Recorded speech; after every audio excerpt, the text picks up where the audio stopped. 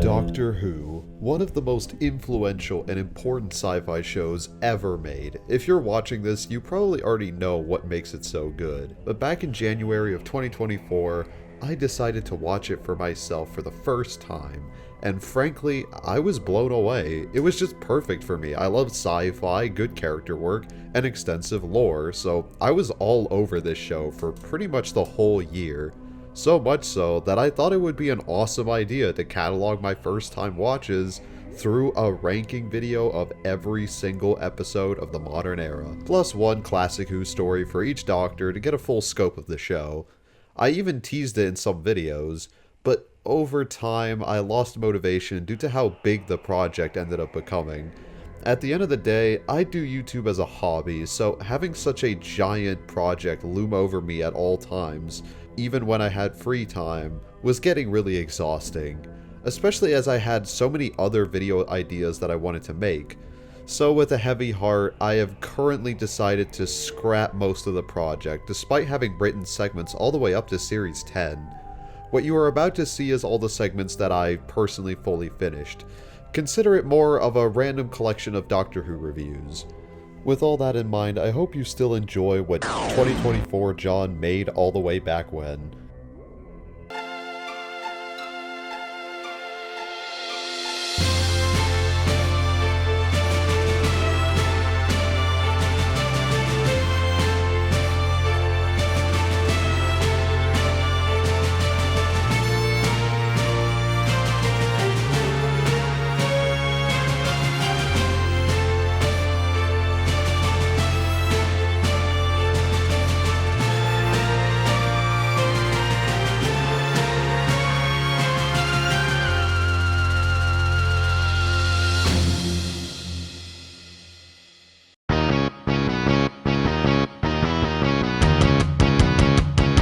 Now, you might ask yourself, why did I watch this serial instead of, the first one ever made that actually introduces these characters? This may shock you, but as a Gen Zer, I did not enjoy this taste of early 60s Who. This serial is 7 episodes long, with the Daleks only making a full debut in the second goddamn episode. Safe to say, I find these episodes really boring, mostly because they spend way too long on individual actions and dialogue sequences. The story itself also suffers from repetition, with the characters getting captured for a couple episodes, only to escape, only to then get captured again, with the main plot of the Daleks wanting to exterminate the Thals only being established in episode 3. The worst part is that there is value here. I really like William Hartnell as the first Doctor. He exudes such a warm personality even when he's being grumpy, and he gets some really good lines too. Cavo singolo, quindi l'intera città è alimentata da elettricità statica. And I really like Susan as this bumbling but extremely passionate explorer. Though maybe I just enjoy her because she's a godlike character compared to the other two companions, whose names I already forgot. But then there's the Daleks, who I think rock here. You see, while I criticize the long, droning dialogue approach for the heroes, I think it actually works wonders for the Daleks, because getting such an extensive insight into what they're planning makes them a lot more threatening. I do enjoy bits and pieces, but overall, the issues bog it down considerably for me, though I'll fully admit that those issues are a product of their time, and I'm sure back then the thought of a second draft or another take was mind-destroying. Which is why I ultimately still respect the hell out of this era, even if I have no desire to go back to it. Holy shit, what an upgrade! Who knew a show would dramatically improve after 5 seasons? I really love this one, mainly because they finally figured out pacing, acting, sets, dialogue, basically everything. But even outside of that, this serial still does a ton to stand on its own 2 feet. That is mostly attributed to the Cybermen themselves, who are appropriately threatening here. Their voices, weird technology, and desire to make humans exactly like them is on point. The main villain of the episode is... okay, he's really dumb, but the episode knows it, so I don't mind. This twist villain is on the same level as the Paul Blart Mall Cop twist villain. On that topic, the second Doctor is why I still wake up in the morning. he's one of my absolute favorites. A really smart and kind soul when he wants to be, but also one that tends to get stuck in his own world a lot, throwing an intense amount of shade in the process. Yes. Yes, you're right. Master of the world. Well, now I know you're mad. I just wanted to make sure. The companions, while heavily tied to the Doctor, are still 10 times more memorable. I mean, how can you not love the Doctor consoling Victoria about her situation? Or the Scottish lad Jamie and the Doctor being gay as fuck? Something always brings me back to you. It never takes too long. I want to go back to that scene with the Doctor and Victoria though, because holy guac, does this shit rock. It's one of my favorite scenes in the show. It really solidifies my love for this incarnation. Patrick Troughton's acting is on point, and they built up to it naturally by having Victoria react to the Doctor's age in an earlier episode, rather than having the characters go into plot mode. Wait, what's this footage doing here? Really, I'm rambling a lot at this point. All I know is I'm definitely revisiting this era when I can. Oh, also the Conehead controller. The third Doctor's era, huh? Well, not as good as the second Doctor. I still love Jon Pertwee as this fucking insane action hero. I'm less big on the army backdrop. Thankfully, this was very late into the era, so they just let Pertwee use the TARDIS. They introduced easily the best companion so far, however, in this episode with Sarah Jane Smith, a curious journalist. She's incredible! I can fully understand why she became one of the longest serving companions ever, I'm just saying. We also get to see the Time Warrior, who looks like a knob, and is also a Sontaran, but mostly a knob. No, but really, this starts a great trend where the show blends sci-fi with history. I think they really nail it here by having the old knights actually be somewhat intelligent when it comes to their time. It would be so easy to have them act like fucking morons because they couldn't possibly understand alien technology, right? Well, who's to say that the alien couldn't communicate with them? This culminates in Lynx, the Sontaran, stealing from the future, which is what brings the Doctor here in the first place. It's a really good premise, but one that I do feel loses a bit of steam as it goes on. Don't worry though, the serial makes up for it with hilarious fight scenes. Yahoo! Ow, ow, ow, ow, ow, ow. Miss. To me, while I do prefer the previous serial, I'd argue overall the show has simply gotten better for the most part, which is why I'll definitely be revisiting this era when I can. This is the best Old Who serial I watched. No questions asked. And I'm saying that before even having seen all the ones I wanted to watch. This serial follows the Doctor being sent back by the Time Lords to stop the creation of the Daleks. For starters, the fourth Doctor is easily the best so far. It's not even close. You're going to lead us out of here. Never! You won't get any medals for being stupid. I love him comedically, I mean who doesn't? But what I was seriously shocked by is that he's pretty good during the dramatic scenes too. Hell, even his outfit is straight fire. Tom Baker has gone on to say that he was just being himself for the most part, which makes me mad that I'll probably never get to meet him in real life. But that isn't the only thing that makes this serial the best. Say hello to Davros, a villain I was extremely impressed with. I was kinda scared at the prospect of giving the Daleks a leader, since it would then be very easy to have the Daleks act as nothing but minions. Safe to say that the ending where they killed Davros squandered that worry. Davros himself is in concept not that interesting, right? I mean, he's a mad scientist that wants power, but what makes him work so well is that the episode goes to great lengths to really convince you that he truly believes what he believes. Not to mention how manipulative this little shit is. He entertained a democratic vote just to lure people in a false sense of security and kill them all. That's next level evil. Oh, also destroying your entire race is evil too, I guess. Yeah, that gets me to what makes this arc amazing. It's boldness. The Doctor loses, the Khalid people die, and the Daleks live on. Easily the best Doctor Who scene I've seen. Is where the Doctor faces a serious quandary in terms of him having to kill all the Daleks, and what a burden it is on his very being to have to kill an entire intelligent life form. Great foreshadowing for conflict yet to come. That's what I like about him losing here. It's not entirely bleak. There are still positives attached to the Daleks' existence in his mind. Even with all of this, The arc also manages to be unintentionally hilarious. The best part of that is the fact that episode 3 shows that this barely even hurt her. Top of the list!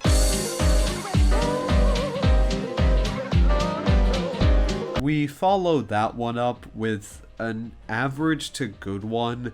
The time period of 17th century London during the plague is brilliant, as it adds tension to a story without an alien even needing to be present. Even still, there is a very clear alien threat, which I was a little mixed on at first, but over time the serial actually established the Pteroleptals' motives well enough that I grew to like them as villains. I like how they feel as if they have nowhere to run. I love how much they hate and criticize humanity, and how much the episode contests this kind of worldview.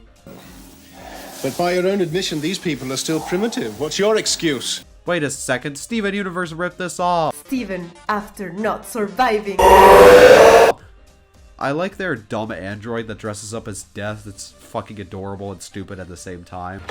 Who are you? I'm Callista Flockhart. Who the hell do you think I am? I'm Death. Another small moment, but one that made me like them as villains even more, is that they didn't want to kill the Doctor. They just felt like they had to. Their plan to unleash an even deadlier plague fits in nicely with the time period. And last but not least, I love this pirate guy. Don't know his name, but he was charming and epic. I basically like everything here, except for the Doctor and his companions. The companions quite literally do nothing until the ending. Before that, they're mostly getting captured and standing around the TARDIS being sad that they're useless pieces of shit. Hell, I think part of the reason I liked Pirate Guy was because he was allowed to participate in the adventure and show his skills. And the Doctor here is just really disappointing after the fourth. He gets some really good lines here and there, as I already established, but he mostly comes across as grumpy or indifferent. He gets points for actually pursuing the adventure here, but that's the only time he seems even remotely invested in what's going on, aside from the climax. It sucks because I can tell Davison is a good actor. I just don't think they used him effectively here. His costume is also— Yes! How do we make it clear the Doctor is mysterious? Oh, I know! Questioning the question mark! It's still a good serial. Also, you know how the 10th Doctor was sad about causing the volcano to erupt in Pompeii? Well, the 5th Doctor causes the Great Fire of London and casually fucks off. What a Chad.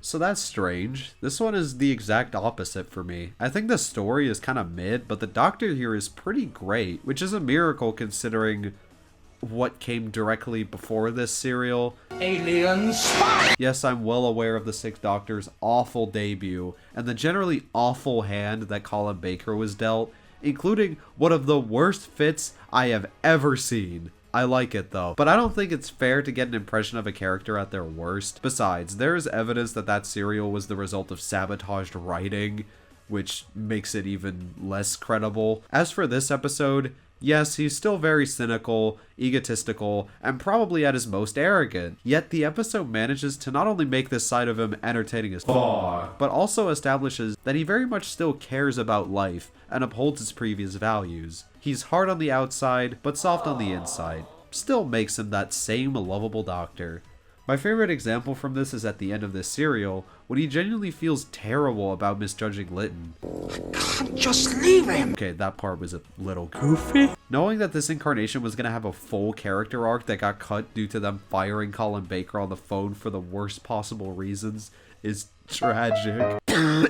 Where this story loses me is with everything else. The Cybermen here are so boring. They're just generic aliens who want to time travel to change their history. What makes the Cybermen actually interesting is practically a footnote here. It also doesn't help that they are not even remotely threatening, since almost all of them get easily defeated. And what did they do to my precious Conehead controller? Why does he look like a dolphin now? The Cybermen are not the only ones to blame, however. I blame Lytton and these two fuckboys the most. Lytton, to me, is just a boring character. I like the Doctor being wrong about him, but as a character, he is painfully average. I also had no context for his character, even though continuity is a big part of the story in particular, and I don't know why. His convoluted plan in part 1 is such a pace killer too, like holy shit. The worst of the worst, though, is these two escaped defects. Not because they're bad, I like them conceptually, but just because it gets no payoff. They keep cutting to them every once in a while as well, so why? In terms of stuff I like about the story, the Doctor trying to finally fix the TARDIS's camouflage was a fun gag. I think the Cryons are a neat part of the story. That's all I got. Not bad, but not impressive. I would kind of like to revisit the era, though, purely because I actually kind of like the Sixth Doctor.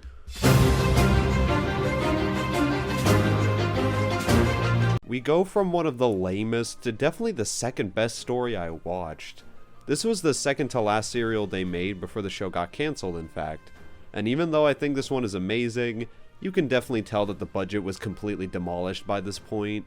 I mean, the BBC were actively trying to get the show canned by this point, so I can't say I'm surprised. Also, another weird thing. Through the Sixth Doctor's era, the episodes were changed to be 45 minutes as opposed to 24, but now they're 24 again? That's weird. Alright, enough rambling about stupid non-story related crap. We follow our current 7th Doctor and his companion Ace. Ace is, by far, regardless of any praise I've given to previous companions, which for the last two I didn't the more I think about it, the best companion, nay, one of the best characters so far.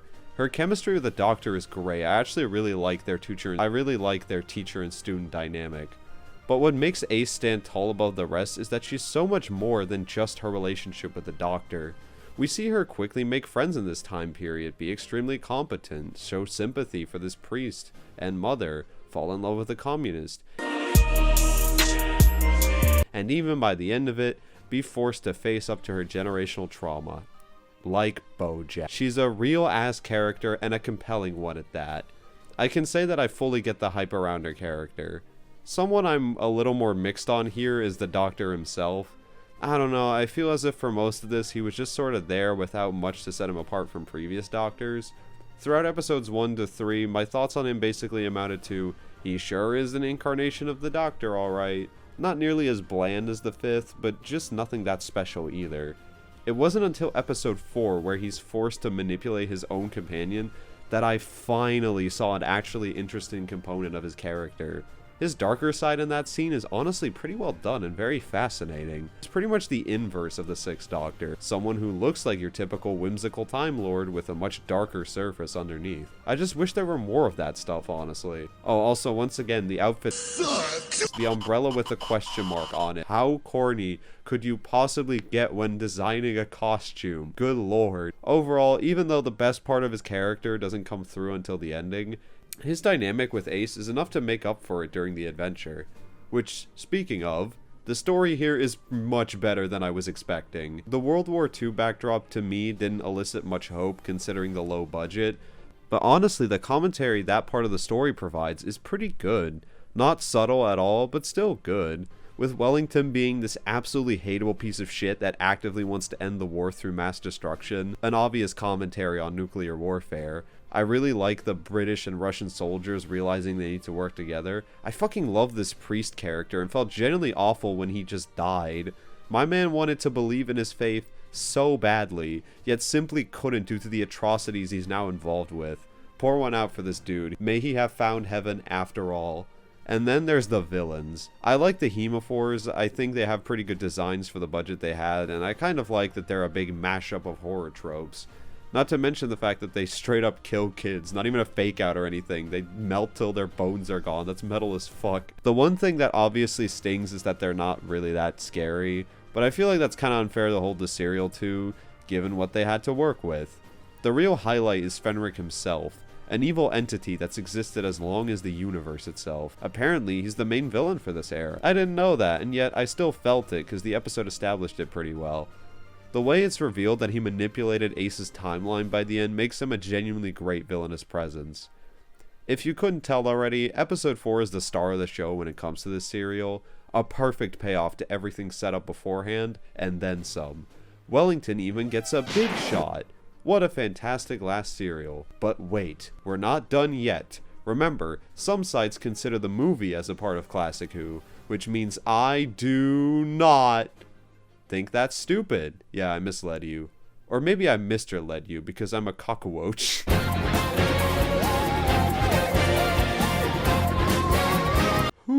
boy. So it might shock you to know that after watching the first 3 episodes of Series 1, I decided to tack this on as well, meaning that yes, this is one of the first Doctor Who stories I watched for this video, and it certainly made an impression, alright. Right off the bat, I have to say, yes, this movie is bad. It's a confused mess that desperately wants to respect the legacy of the old series, all the while also trying to appeal to America.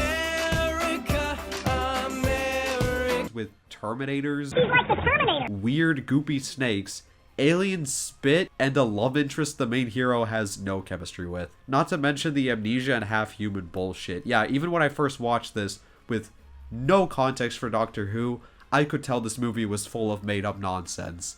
Hell, the final bit of the plot is borderline incomprehensible. Why is opening the Eye of Harmony destroying the fabric of reality? I had to go to Wikipedia to get an answer, and I still didn't get one.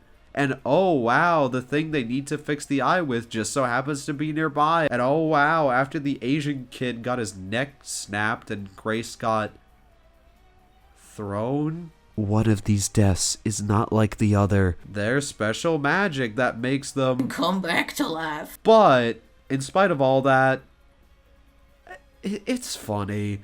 While I can acknowledge that all of what I just mentioned is bad, I don't know, it does lead to some great scenes here and there. The 8th Doctor regaining his memory is just wonderful and showcases Paul McGann's acting skills in a way that makes me mad because they only got this fucking movie. Also, Jesus, that TARDIS interior is hot. Really though, while I understand the poor reputation it's garnered since its creation, I cannot fathom how fucked up it must have been to be a Who fan, starved for content, only to finally get the show back and see this. The Doctor is half-human. Great! I finally made the right guy. He's from another planet. I always dress for the occasion. But damn it, now that the show has actually returned and been around again for almost 20 years, it makes this more so seem like an adorable fuck-up. Especially given how the revival barely acknowledged its existence. I just find it endearing now, more than anything.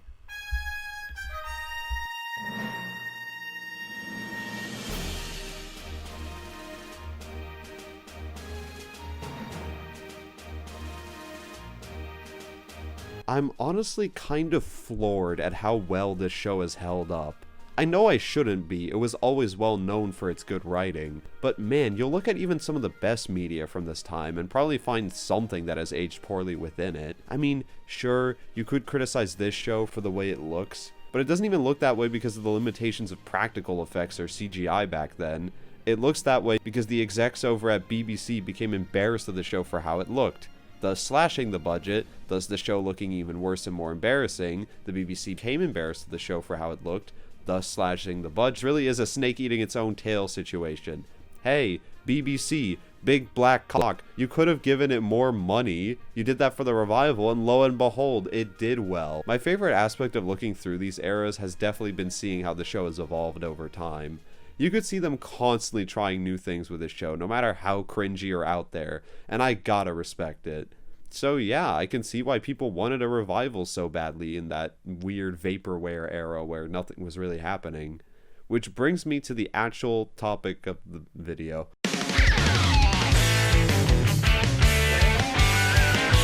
Now this is more like it. Yes, Lumpies and Germs, the first episode of the Revival series, and what an introduction. This is the first Who story I consumed, and I was quite shocked to find it immediately addressed my biggest childhood fear, mannequins moving around. I'm not kidding, going to a clothes store was life and death for me as a kid. It can't be said enough just how good the execution of this episode is, and how important it was to get right. This had to get people back into a show that had become a complete joke, and let's be honest, for somewhat good reason. So you take a modern and relatable character, because naturally I can relate to someone with a uterus, a useless boyfriend, and a British accent, and have her react to the Doctor's nonsense so we can get his deal. I naturally was at least aware of the basics of his character, but still, having it all be from Rose's perspective adds a ton of mystery to the story and the Doctor's character this season. I mean, the show is called Doctor Who after all, may as well play into it. Speaking of the scamp, Eccleston as the Doctor is the best one, and that's saying a lot, as I have indeed talked about a lot of good Doctors so far. I'll talk about it more later in the season, but he's easily my favorite bar none, and this episode sold me on him immediately. All thanks to this one scene. There's a strange man. No. After all of the companions I was lukewarm on at best in the classic era, it's nice seeing one with a real engaging character and fantastic chemistry with the bald fuck. While I obviously enjoy their dynamic a lot, I think the automatons this episode are kind of a hit and miss, mainly because of the rough CGI. Seriously, that Mickey clone is gross. Still, them being a weak threat doesn't bog down the episode that much. And that final moment after the adventure has unfolded and Rose decides to run into the TARDIS out of pure excitement, that's some good shit. A great introduction if you ask me. Here's a weird one. The plot is that they go to see the end of the world. No way. With all kinds of different races being present, including trees, I guess. I should probably get used to this given the fact this is a sci-fi show. Even still, this is pure nightmare fuel. I would rather die. It's better to die than live like you, a bitchy trampoline. Damn, Rose, why'd you immediately have to talk shit? What was that for? Speaking of Rose, this episode has a great story for her, grappling with what she's seeing and her decision to even travel with the Doctor in the first place. She desperately wants to know who she's traveling with, not feeling safe yet and having a crisis. And I mean, I get it, this place is fucking bizarre and filled with bad CGI, which makes this moment where the Doctor gives her a way to communicate with her mom very emotionally resonant. I wasn't expecting the show to have a character question their decision to do something so impulsive, and even go into crisis over it, but I'm glad it did, because it makes me way more invested in her, and the way the Doctor responds to her worries makes me care more for him as well, especially at the end of the episode where he finally reveals what left him such a broken character, that being the Time Lords all being wiped out in a huge war. Only doing so after seeing Rose grapple with seeing her world end. He asks if she wants to go back home, only for them to just get some chips. I love this. You instantly get their dynamic from that one moment. They comfort each other. One gets purpose, while the other gets relief from their struggles. Oh, the other part of the episode. Yeah, I'm noticing a trend here where the character stuff is great, and the actual plot holding it together really isn't. The twist that Cassandra was the villain is incredibly predictable, which I get was kind of the point, sure, and she does get some great moments. Play on!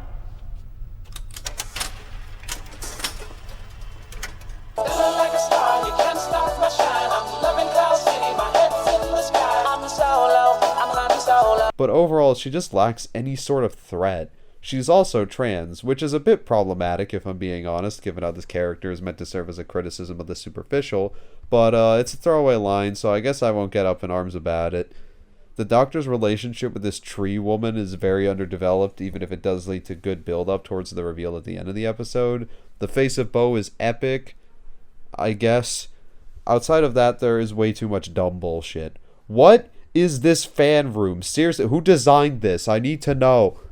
At least we get the Doctor being a ripe old shithead here, which is pretty amusing. What are you gonna do, moisturize me? The character stuff is still really strong, so I don't care that much, but I'm hoping the actual plots get better as the season goes on. I still like this episode though, so the show is still on track. One more thing I have to mention is that this was the episode Russell T Davies blew the budget on, so that's embarrassing. Beep beep. Midtown approaching. This episode, the Doctor takes Rose to 1869, and it's Christmas because I guess the Doctor doesn't realize that winter is cringe. They spot more bad CGI, and there's also a guy called Mr. Sneed, which I just think is a funny name. This one is fine, but really forgettable, with it doing a normal-ass ghost story with not much of a twist. Except for the one where they turn out to be evil. Wow. Honestly, I would have been more shocked if they weren't. I also can't really take anything with them seriously when they have to resort to generic zombie cliches to make them threatening. And this moment where they try to pretend like Rose and the Doctor could die for real is so forced and dumb. The Doctor would 100% know how to get out of this. You can't convince me otherwise. I like Rose's dynamic with this lady who can summon ghosts, but that's really all it has going for it.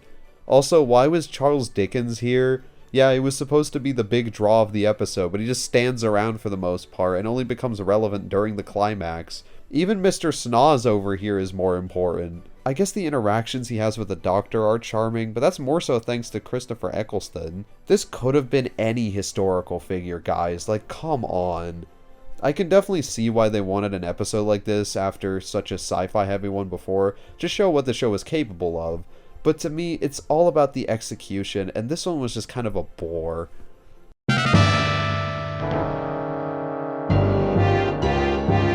Sorry guys, the bus out of Midtown got delayed.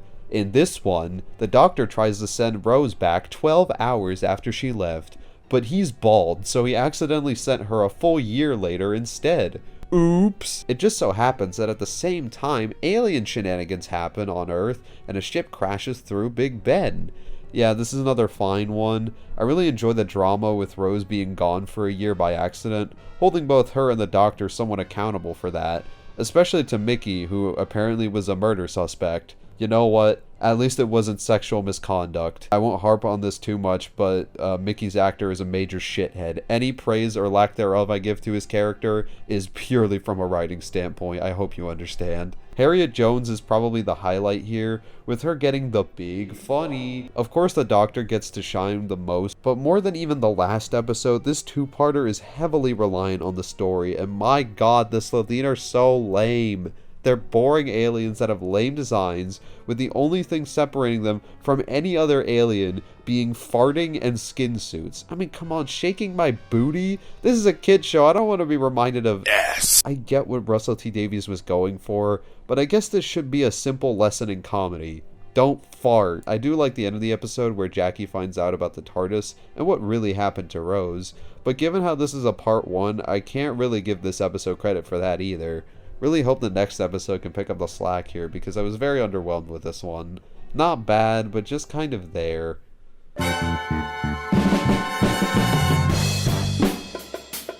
We followed that up with, frankly, more of the same. It's in this episode that we actually learn what the Slitheen's deal is.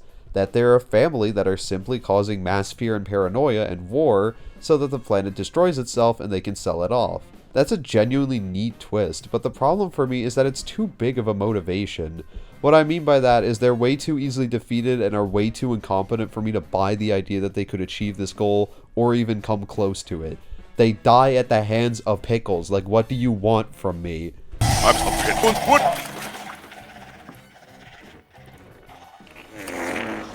Now, your rebuttal to that might be that this episode is just supposed to be a fun and comedic romp, and that it doesn't matter if the Slitheen remove any sort of tension from the story purely by existing. And you know what? I would agree with you. However, the problem is that they aren't actually funny at all. In fact, I describe them as very cringe. So both ways of looking at it, they kind of fail as villains no matter what. Then you have the climax, which is just so unashamedly dumb that I can't help but love it, honestly.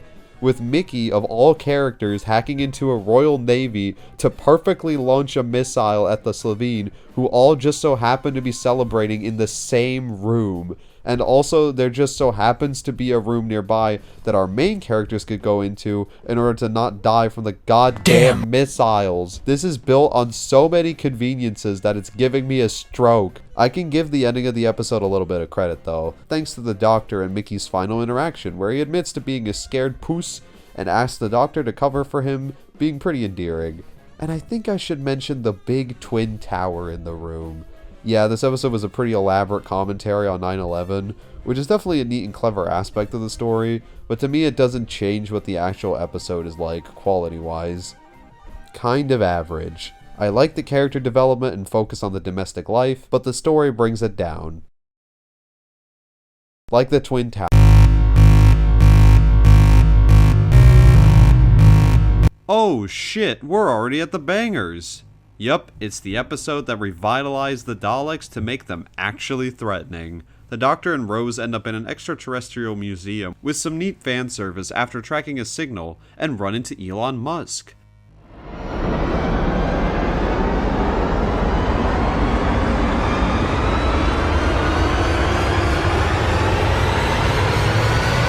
Oh my god! he shows the Doctor his epically cool alien, and whoa, it's a Dalek.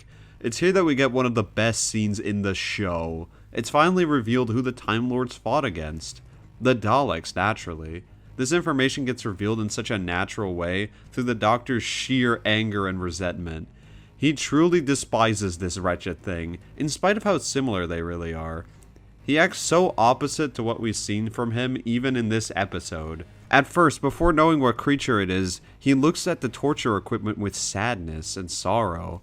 But by the end, he actively takes advantage of it with an evil-ass smile. Yet there's one thing that the Doctor never says out loud in this scene: how much he regrets his decision to end the war the way he did.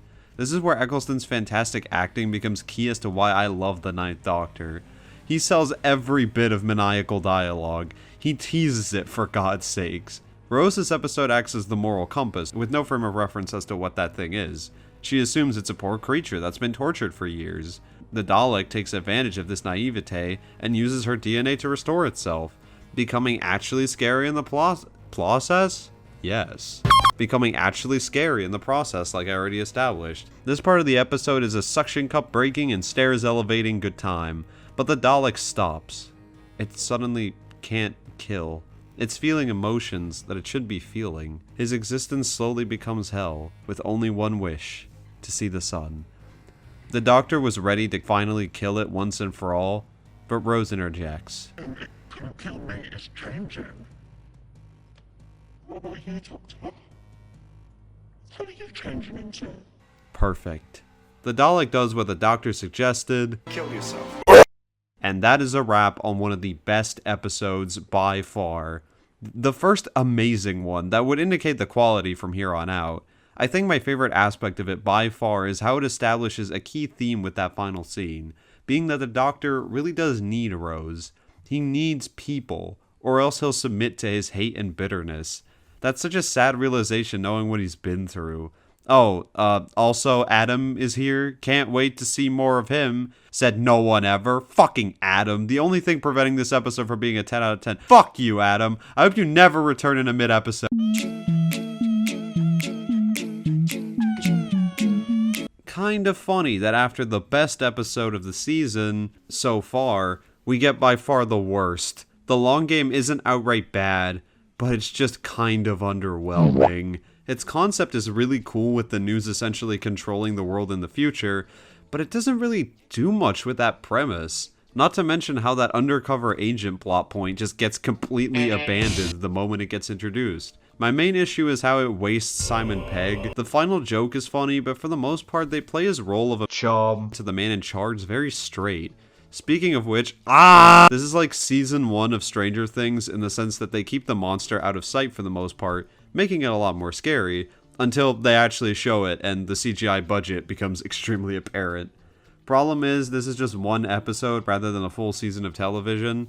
Using dead and blonde humans for control of the news was an interesting plot point, but once again, it doesn't really pay off.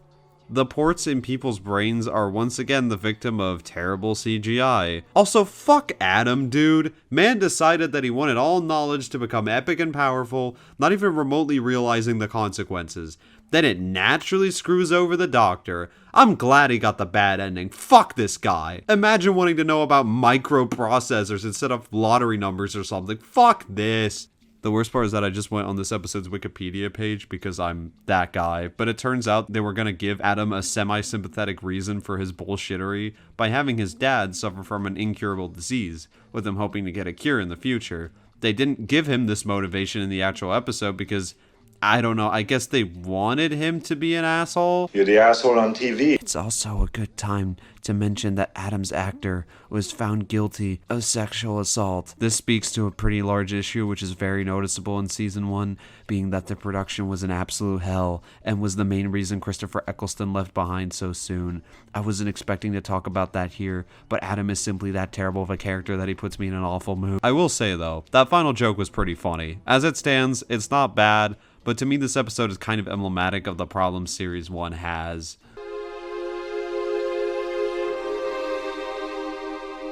And here we have it. Probably my favorite episode of the whole season.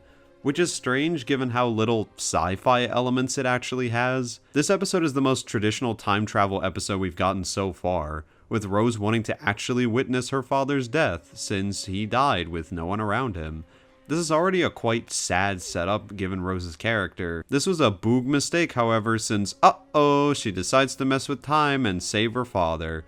Rose now not only has to face the consequences of messing with time, with these Reapers showing up as damage control, but also having to face the reality of who her father really was and how troubled her parents' marriage turned out to be. It's genuinely really sad to watch. The Doctor is pretty upset with Rose by feeling like she only joined him to do this incredibly dangerous thing. It also doesn't help that he's reminded of how his people, who are now gone, would prevent a situation like this. Yet he's still in character and sympathetic by not telling Rose's father that he needs to get run over by this constantly looping car. This guy must be suffering, like, Jesus. This part shows us how time is ironically the Doctor's true enemy. He has to abide by it even when it goes against what he would want. And yet he still tries to fight it. Like, that's a badass right here. Rose's dad realizes that Rose is his future daughter. Her not wanting to tell him that he dies the way he does, giving him an idealized idea of him as a father. Except her dad knows that that isn't the kind of person he is, ultimately sacrificing himself, knowing what needs to happen. Finally, after his entire life, making an impact for the greater good.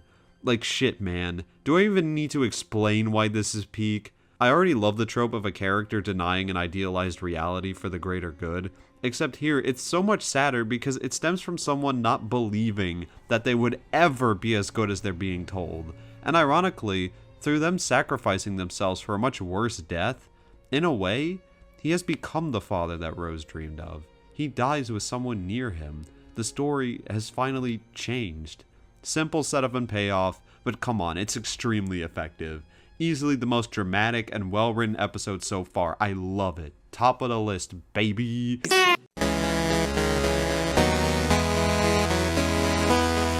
Wow, we're rolling now. Nice car. This episode is a great first part. It's borderline horror, with there being a great mystery at its core. The gas mask villains are so good. It's not only a strange threat that both makes no sense yet also does thematically fit with World War II. Speaking of, I love World War II.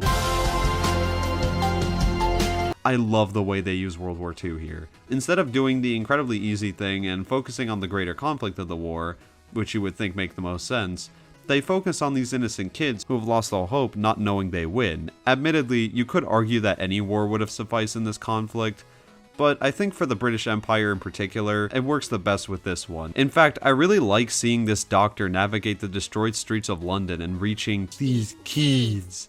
And hey, if the horror doesn't work for you, the Ninth Doctor is an extremely funny guy and plays most of it off in lighthearted ways that somehow don't take away from the horror and mystery. We also get introduced to the smoothest motherfucker I've ever seen, Jack Harkness, who I was genuinely shocked to find out isn't straight. I mean, can you blame me? It was 2005, and I also didn't know Russell T Davies was a gay man, so also that. He's such a good character. He kind of works as a foil to the Doctor here by being a time traveler that's way more sociable and fun. He even has his own mystery appeal. It does lead into a bit of a love triangle, but it's more so to flesh out the Doctor and Rose's relationship, rather than Jack being a real prospect for Rose in any way. These two plotlines showcase the show's variety, and how it's able to balance all sorts of different tones.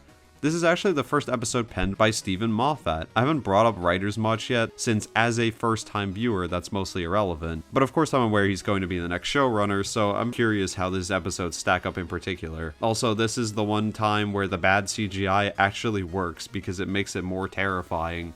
Great setup, honestly. Hope the payoff is even... Holy shit, this one slaps. For one, now that we're more familiar with the threat, they ramp up the tension by giving us a set time when the answer to the mystery gets blown up. Yes, Rico. Kaboom. This episode gives us the answer to Jack Harkness' scheme from last episode. He's trying to scam his old employers, the Time Agents, who stole his memories, with them thinking that our duo were Time Agents. Fucking idiot. He scams them by sending a piece of space junk in the past, convincing them that it's valuable, and selling it, only for it to accidentally blow up thanks to the airstrikes. justifying the time period this two-parter is set in outside of just aesthetics. He keeps denying that the gas mask monsters could have come from his junk, not his penis, because nobody was on his penis, because nobody was on board. But there's one thing he didn't consider. The fact that I can come back to life. Spoiler alert. You see, the previous episode set up these nanobots who heal you based on your DNA, and oop, the space junk had some of that nanotechnology on board. It detected one dead child with a gas mask on, using him as a template to heal other dead war victims. That child was supposedly this British girl's little brother, in spite of it begging for its mummy. Turns out, I am your mother. What? Wait, no, you're the baby. Simply denying her traumatic past. Truly an insane gut punch having to see her come to grips with this fact. While I think the twist itself is rather predictable, it doesn't really matter because the acting makes it all worth it. Speaking of incredible acting, Eccleston's performance is absolutely godlike.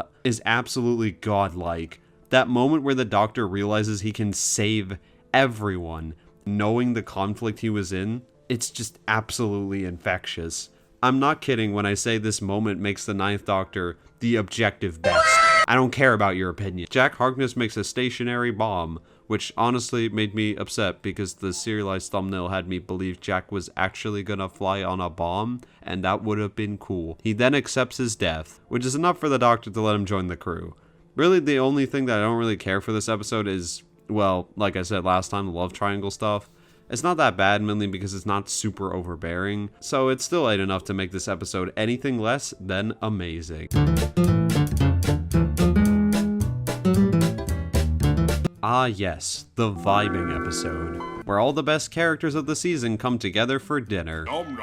I was initially skeptical of this one given the fact that the Slitheen came back. Do something then, you fucking asshole. But not only did they actually make them interesting this episode by having them grow some morals and not just mindlessly eat, it also had them going on a date with the Doctor, which is comedy gold. It has other strong suits too, such as Mickey standing up for himself and growing some balls, and of course more from Jack is always a good thing.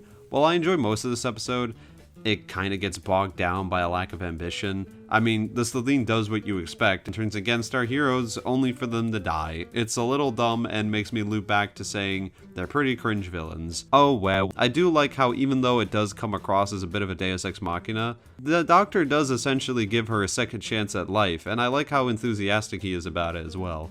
This episode is just inherently likable thanks to its comedy and just its general atmosphere. I just don't have much to say on it, honestly. It's kind of sad.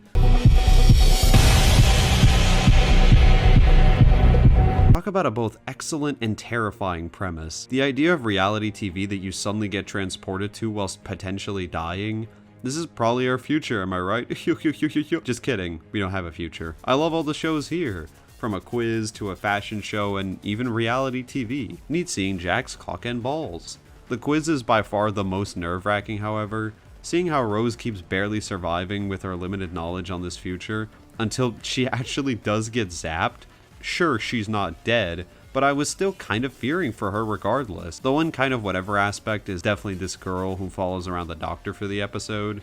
She's not awful, just really forgettable and only really here for exposition purposes. The episode also builds off of the kind of disappointing episode 7 by having the Doctor realize his actions might have caused this horrid new timeline.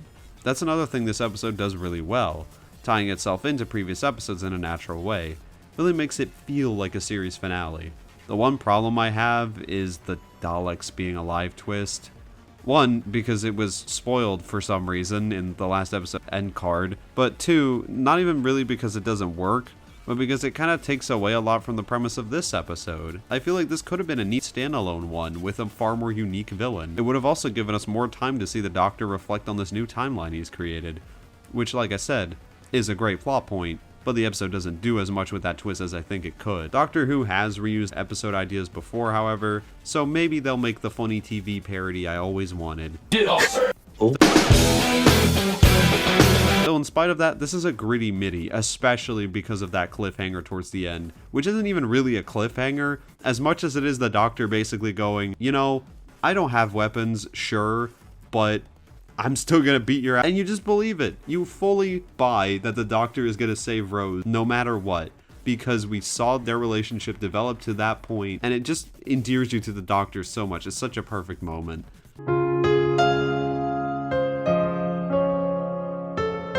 What an action-packed, well-acted, and satisfying finale. If it wasn't for that damn Deus Ex Machina, the Ninth Doctor's arc gets such a good payoff, with them lunging at the Daleks and forming a plan on the spot to counter their attack on Earth. There is so much tension. I was genuinely fearing for these people's lives as the Daleks were invading this ship. The Doctor ultimately decides to send Rose away, feeling that she's in real danger this time. His solution is the same as the one he utilized in the Time War, wiping out all of the Daleks, but wiping out everyone else in the process. But he can't bring himself to do it this time. He can't be the one to do it. What a perfect character arc. For the whole series, without saying a word, the Doctor has clearly regretted what he did, and now that he's finally had a companion by his side and gotten back in touch with himself, he finally realizes that he isn't the one who can make this choice. Absolutely fantastic. Oh god, this is stupid. Yeah, I'm one of those people that think this is shit. For one, the message of Bad Wolf just being a random indicator instead of being something related to Rose's character, dumb. Same problem with the TARDIS's time powers. These things were technically set up, but because of how vague the setup was, it still feels like a total cop-out when they do things like this. It also robs any tension that the conflict had. Oh no, I'm so scared for the life of Captain Jack. And, oh no, he's actually fucking dead. No, God, but I'm so invested. Never mind, they just revived him because of time and space malarkey and literally no one else because spin-off and fuck hostages, I guess. Thankfully, the writers were at least smart enough to attach some consequence to this moment. That being that she is dying while using this power. Still makes me question why this wasn't used during the Time War. I'm sure there is an explanation, but honestly, there shouldn't have to be. The Ninth Doctor takes over the powers, and we're back to the episode being based because, man, is this goodbye something else. The Ninth Doctor's infectious nature gets bumped up to 11. It's so joyous yet sad. It strikes the perfect tone. I majorly enjoy the fact that he does not resent his own death. Mainly because it perfectly eases you into regeneration as a new viewer. Oh, hey, this episode is definitely not perfect, but I'll say that the stuff that's amazing really does elevate it to at the very least being a great one. Man, I sure hope this show continues to have good finales. I'm definitely not writing this in the future for the sake of foreshadowing.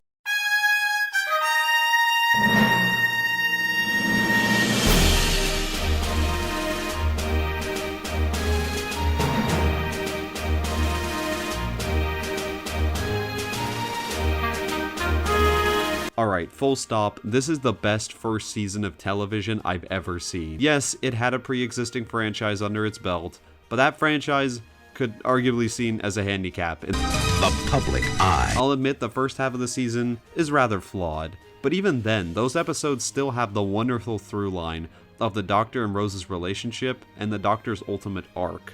It's especially made up for since the second half is firing on all cylinders if we're just talking episode quality. Yes, I still had my issues even in the second half, but it seems to be par for the course that Doctor Who is sort of inconsistent quality-wise, so I may as well get used to it.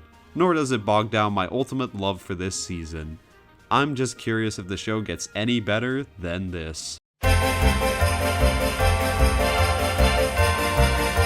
This could have been such a train wreck. It would have been so easy to just have the 10th Doctor be the exact same as the 9th and move on. Just pretend like nothing really happened outside of her regeneration. But instead, we get a Christmas special that covers the grief and strange feelings attached to somebody suddenly changing into hot.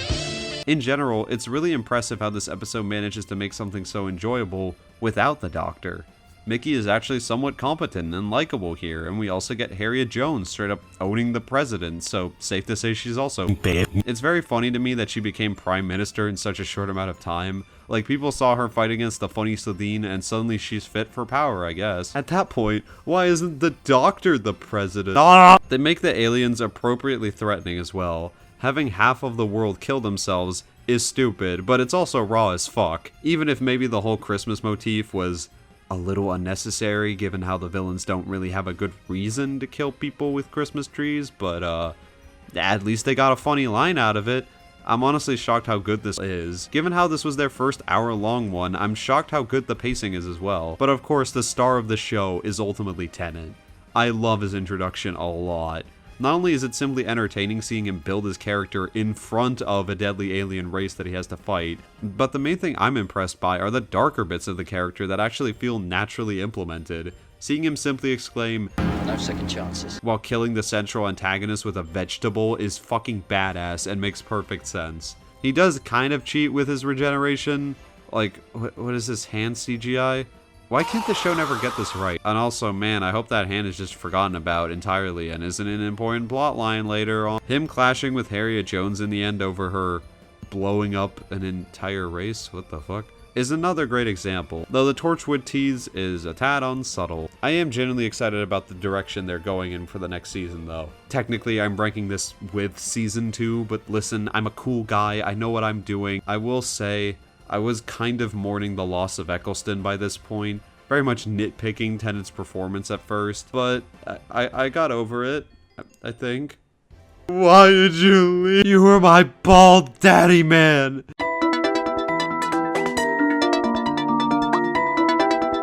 An enjoyable premiere, even if not a remarkable episode. For their first new adventure, the Doctor takes Rose to New York. Cassandra actually comes back, and this time she's actually a lot more entertaining with her mind-swapping shenanigans, giving Billie Piper and especially Tennant a chance to show their acting chops. The main crux of the episode is centered around this hospital that seemingly has a cure for every illness.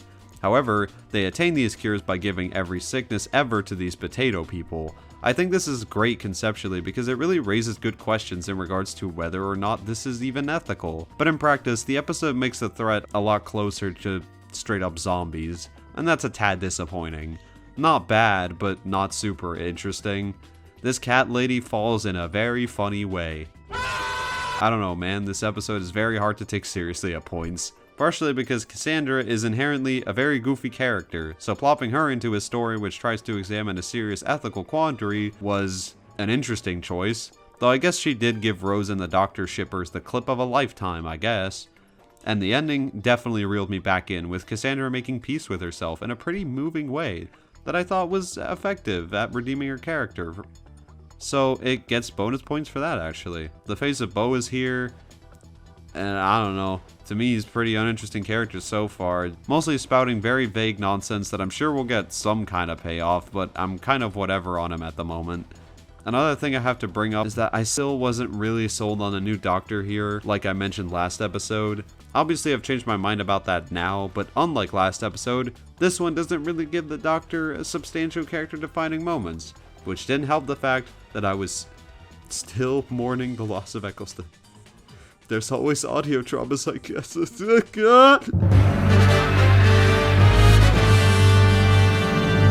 This one is pretty boring. It's an extremely generic werewolf episode. I kinda like that they don't bother to explain it with some sci-fi nonsense, something which the show has loved to do so far when it comes to the supernatural, which really has been kind of annoying me with these episodes. But that doesn't change how uninspired I find this whole thing to be. Best part was where the Doctor and Rose came to the conclusion that the royal family must be werewolves. Also, more Torchwood setup. I do not care about that series for the purposes of this video, and thus I don't care for this setup either. It's so laid on thick. I really do hope that there's some kind of payoff for it by the end of the season. Outside of that, bro, I don't care. Next.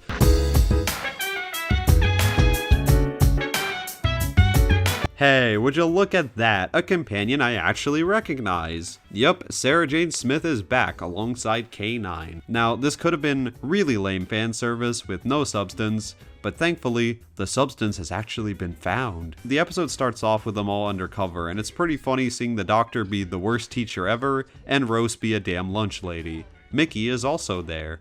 Eventually, Sarah gets a really strong reintroduction. I really appreciate that the show tries to answer questions such as what happens to old companions. That's what I mean when I say this isn't just lame fan service. They actually use this idea to analyze how one would feel if they got taken away for the adventure of a lifetime and then had to go back to regular life on Earth. It's such an interesting conflict, and one that almost felt needed this early on, given how much we see of the companions' lives in this version of the show. The one thing that does stink is her bickering with Rose, It's such a trite cliche that the episode plays pretty hard. Now you die. But I don't know, I can kind of forgive it because I somewhat like the payoff of them bonding over how stupid the Doctor is. It's not nearly as overbearing as it could have been, I suppose. Mickey feeling like he's the K9 equivalent is funny. The thing I'm really conflicted on this episode are the villains, the Krillitanes. I don't know if you pronounce it that way, I don't care. First off, they ugly as shit, and I don't really find them that interesting. Not to mention, I'm not a huge fan of this school setting either. All they do is put chips in kids. Kids already eat chips, are you fucking stupid? But like, the thing that actually has me conflicted is that they do have really interesting conversations with the Doctor, with the episode showing the Doctor almost taking them up on their offer so it can bring the Time Lords back. This darker side of the Doctor is still really cool, and they take advantage of it pretty well here. K9's self-sacrifice is the best anime death of all time, and overall there's just way too many fun moments to make me not think the episode is still pretty great. Mickey even joins the gang. He's finally developed functioning balls. Good for him. And naturally, the goodbye to Sarah here is fantastic.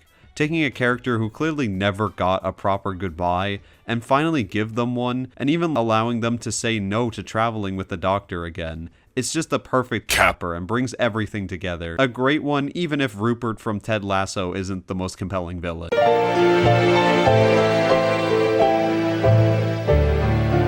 Okay, why the hell was this one so good? I know Moffat penned it, but seriously, this one might have been the most surprising episode yet. One that manages to be funny, smart, and heart-shattering, all without feeling like a tonal mess. The concept is already a really cool blend of sci-fi and history, with a ship that goes back in time to different points in Madame Pompadour's life, with robots tracking her down. The ship skips forward in time, alright? These designs are fucking great, by the way. In fact, the production as a whole here is fantastic. This ship makes me want to start gooning. But what really makes this episode is that Madame Pompadour is actually, against all odds, a really good character. She picks up on the rules of the sci-fi bullshit very quickly, meaning we don't have tons of scenes devoted to her being baffled as to what's happening to her. She's assertive and has actual goals and aspirations. Her relationship with the Doctor is really good for a one-off, since it actually takes an interesting look at the Doctor's loneliness, with the ending being a sad but perfect approximation of this constant cycle the Doctor experiences. It all makes for a very classical feeling love story, just with an alien. This was truly the first episode that sold me on Tenet, and almost made me forget about my dear Exelston. Until now. Maybe you could argue that Rose and Mickey taking a backseat here kind of takes away the momentum their dynamic has this season, but I don't know, I'm stretching there. I will say that this is probably the most overt romance episode so far, so I wouldn't be shocked if some people didn't like this one at all. I get it, you're all purists and want the Doctor to be asexual. That being said, I don't, because Madame Pompadour and David Tennant are hot as fuck, but somehow that isn't the best part of the episode. Nah, the best part of the episode is its comedy. The Doctor getting hammered is truly the day comedy peaked, I think. There's so many other moments as well. Him saving the day on the horse he randomly decided to name Arthur for no reason. It baffles me that the episode can be this comedically strong, but also still not feel like a parody. The villains are still threatening throughout the whole thing, and it never loses sight of the tension or conflict. Moffat, how did you write this? One of my new favorites without a shadow of a doubt. Comedy gold, baby! Also, Mickey, even after becoming cool, still has the gall to wear a cringy NES t-shirt. What the fuck, man? More like mid-key.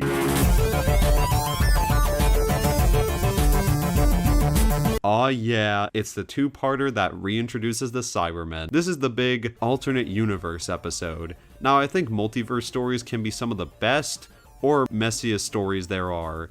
Thankfully, this episode is 100% on the good side of things. I'll say the TARDIS being destroyed partially due to time traveling in an alternate universe is a tad stupid. I'm sorry, but if the Doctor can be used to change time, why does it have trouble with an alternate universe? Whatever, suspension of disbelief, sure. Anyway, it needs 24 hours to recharge. I love how the episode immediately touches on the concept brilliantly by having Rose's dead father show up on the billboard. I have always loved the idea of a character having to grapple with an alternate timeline where things happen differently, and this episode uses that premise decently. I'll be honest, and this is purely personal, but I'm kind of missing the character exploration a bit. The episode mainly has the main characters go, wow, this timeline is messed up, without it really reflecting back on them. It's a huge missed opportunity with this kind of story, but regardless, it's still super engaging watching them traverse this universe. It is very messed up seeing how this timeline led to Rose's parents' relationship being even more strenuous than it was had Rose been a part of the equation. But of course, we all know what makes this episode tick: the Cybermen. The way they're reintroduced as our characters infiltrate the party is appropriately threatening. I mean, they murder the president. That is one hell of an introduction. There existed a billion different legions of the Cybermen with different origin stories, so to combat that, they just made up a new one, which involves an alternate universe. Basically, it was just an excuse to have the Cybermen in the show at all. Their theme is so perfect as well, it almost sounds like a song from Bowser's Inside Story.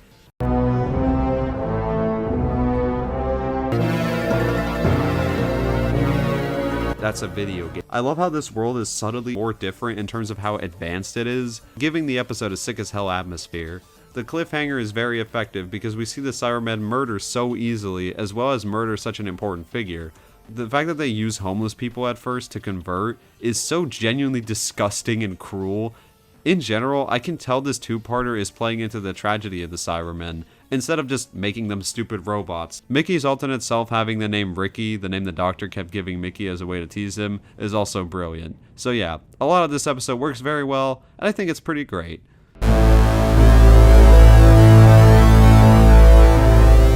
Wow, turns out Rose's alternate dad was actually helping to fight the Cybermen. This is like the time I sold my microphone.